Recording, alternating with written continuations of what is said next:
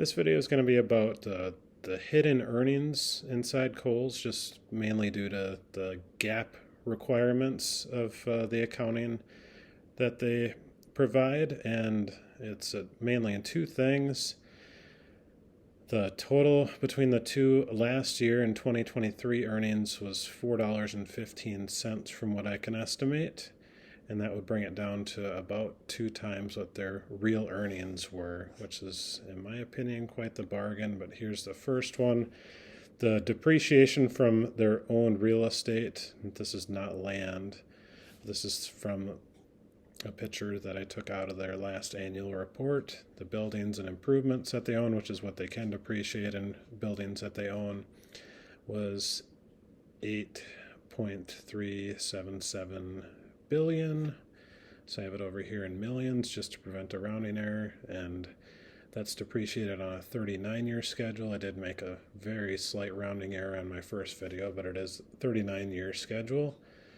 You divide that out, and it's $214.8 million per year that gets shielded from their net income. The reason why they do that is what every property owner that's allowed to do it. It lowers their taxable income. It lowers their income tax that they pay. And you take out the amount of, or divide that by the amount of shares that are outstanding. That was $1.93 per share that they were able to hide from their earnings in 2023. The other one, it's a little bit more complicated, but it's finance leases and financing obligations. There's requirements for how they record these. I got into it a little bit in my first video, but it really front loads the expenses. They just strictly make a lease payment for whatever qualifies under the finance leases and financing obligations. There's a lot more information on that on their annual report, so if you want to dig into it a little bit. But anyways, up in this picture, it's two of them taken from their annual report, but the total between what I have highlighted in yellow here, and down here was $340 million in expenses that they took that lowered their net income, or taxable income, I guess, whatever you want to call it.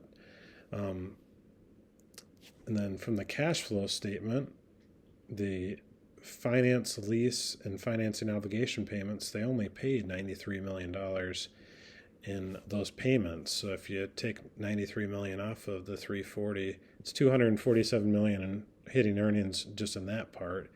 Divide the amount of shares that are outstanding, that's $2.22 per share of hitting earnings through the finance leases. It's just, they're required to drop an asset on the asset column for the finance leases, and then they have to take the amortization and the interest. They don't actually pay it in interest or like an actual cost. They just make the lease payment, and it is what it is. As far as, 30 years down the line, if they find a way to increase to grow their business, then they're going to actually be underreporting their finance lease obligation stuff, and then their net income number is going to be higher. So it's just something you need to look into the numbers and know what you're looking at, understand the accounting. But if you add the $4.15 and what I found for the hidden earnings, it's off of the 2023 number, it was less than 2 times earnings. Now, this upcoming year, they haven't released the numbers yet, so I'm guessing it would be a little bit over 2 times earnings, but this kind of a thing would normally go for, I would say, 8 times earnings approximately, which, they're talking about something like $1.40 per approximately for the 2024 earnings. That would be like